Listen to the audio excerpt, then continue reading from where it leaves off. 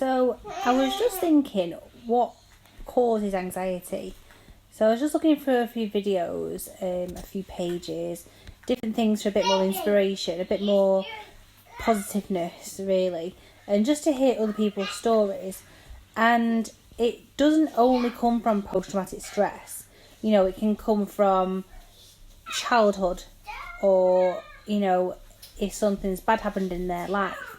Like, I've just been speaking to somebody who I've known for a few years, and I wouldn't necessarily say we're close, but, you know, I do feel that you reach out to people and they reach out to you, and sometimes you find that, you know, you can tell them anything. So, and I spoke to this person, and they have really bad anxiety because of a past relationship, and, you know, domestic violence. And I wasn't going to touch on any of this because it's nothing to do with Evie. So I was in a not a nice relationship quite a lot of years ago, and I was at a low point where I felt nothing about myself. I had no self-confidence. I thought I was worthless, but that didn't affect my anxiety. Like, I didn't know what anxiety was until what's happened with Evie.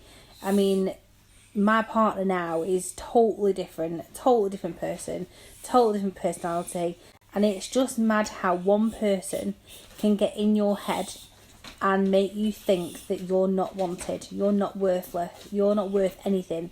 And looking back now, I'm thinking, why did I even let that person even get into my head? But you do at the time, because you think that it's you, but it's not you.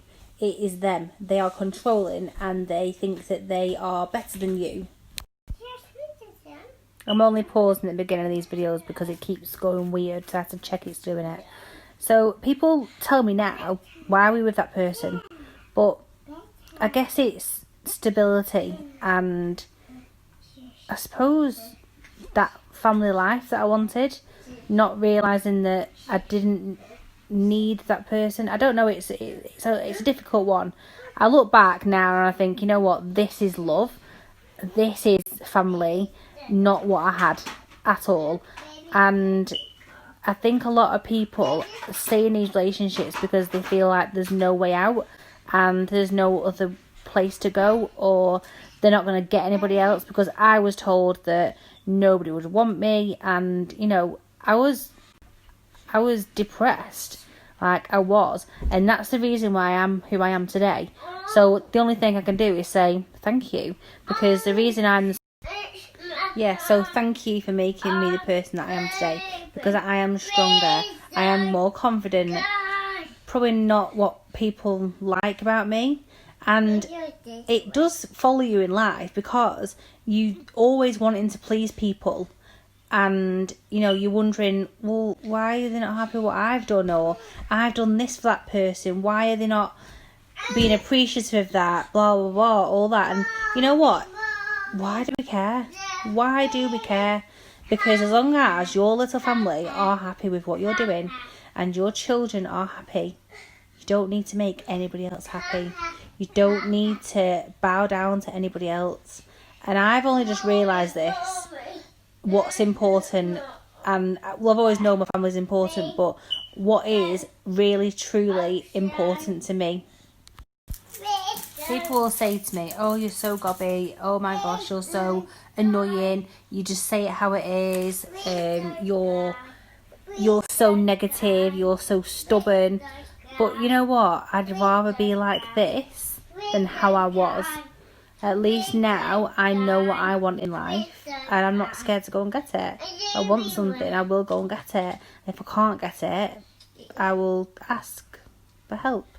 And I think that's what's difficult, and especially with all this COVID going on, because a lot of people are just in their little houses on their own, and they're just overthinking everything. And I did in lockdown. I overthought everything, and I thought, why are they doing that? Why is this person doing that? Why is that person doing that? And it's not even just people that we're close to, it's family. And you just think, well, why would they do that? You know, and I just think, well, yeah, people need to speak more. So what I'm really getting at is anxiety, depression, PTSD, all that anger that you have, it is for a reason. And I feel like I realise where my anger came from. I realise where all this has rooted from, really. And I don't necessarily think it started with Evie.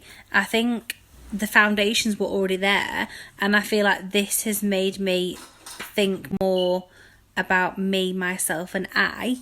And yeah, so I don't necessarily think it's the past that's done this, but I'm just looking at other people's stories and thinking, that's why that person, you know, struggles, or that's why that's happened to that person.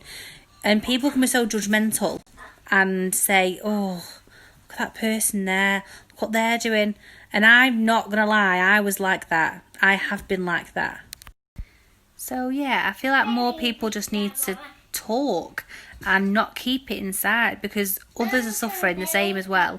And the reason why I've done these videos is because I am openly speaking out about how I feel, because I don't feel like I can say it. I don't feel like I do have that person to talk to that will understand how I feel, because they'll just think I'm being negative or pathetic. You know, you could look at people and think that they have the world, but they don't. They don't. You know, things are so materialistic, and I may not have everything that other people have, but you know, I'm happy. I am happy. And there's been times where I haven't been happy and I have cried, and I thought, oh, I don't need that person for anything. But you know, through this lockdown, I have been the happiest that I've been in a long time. And yeah, and I'm not just saying it's the tablets working, but I think it is just talking to people, having that time away from work where you can actually talk to people, have the time to, you know, ask how people are and speak to them about how you're feeling. Like, people might look at me and think, oh, she's got two children, she's got a family life, she's happy, she's not got any worries in the world. But you know what? I have got worries in the world, and I worry about my children every single day. I worry that this is going to be my last day with Evie, and that, you know, I'm not going to see her again, or, you know, anything can happen, and she could bang her head one day and then the next she's not here. And same with my son. Like, you know, I just feel like every day counts, and, you know, just treasure every single day. And I know that's gone from really negative now, but yeah, just treasure every single moment that you've got.